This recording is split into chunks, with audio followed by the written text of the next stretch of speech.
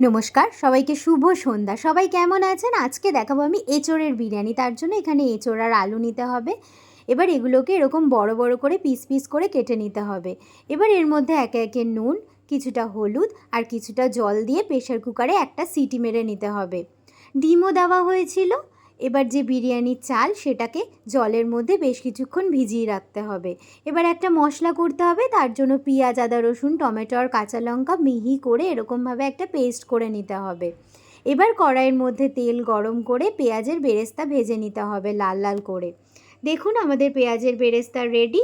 এবার সেই তেলের মধ্যেই তেজপাতা ফোড়ন দিয়ে যে মশলাটা করা হয়েছিল সেটা দিয়ে খুব ভালো করে কষাতে হবে। এবার কষিয়ে যে এঁচোড় আর আলুটা সেদ্ধ করে রাখা হয়েছিল সেটাও দিয়ে দিতে হবে। দিয়ে খুব ভালো করে এটাকে কষাতে হবে। কষানো রেডি। এবার এটাকে তুলে রাখতে হবে। এবার যে বিরিয়ানির চাল সেটাকে দেখুন এরকম হাফ সেদ্ধ করে রাখা হয়েছে। এবার আসল কাজ হচ্ছে লেয়ার করা। যে কড়াইয়ের মধ্যে এঁচোড় আর আলুটা কষানো হয়েছিল সেই কড়াইয়ের মধ্যে কিছুটা ভাত দিয়ে দিতে হবে।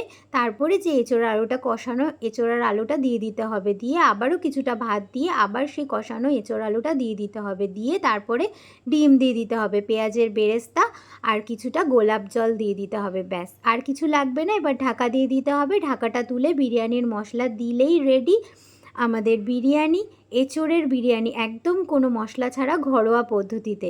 দারুণ লাগে খেতে, খুব টেস্টি হয়। একবার করে দেখবেন অবশ্যই। এভাবে আপনারা মাংসেরও করতে পারবেন। একবার অবশ্যই ট্রাই করবেন।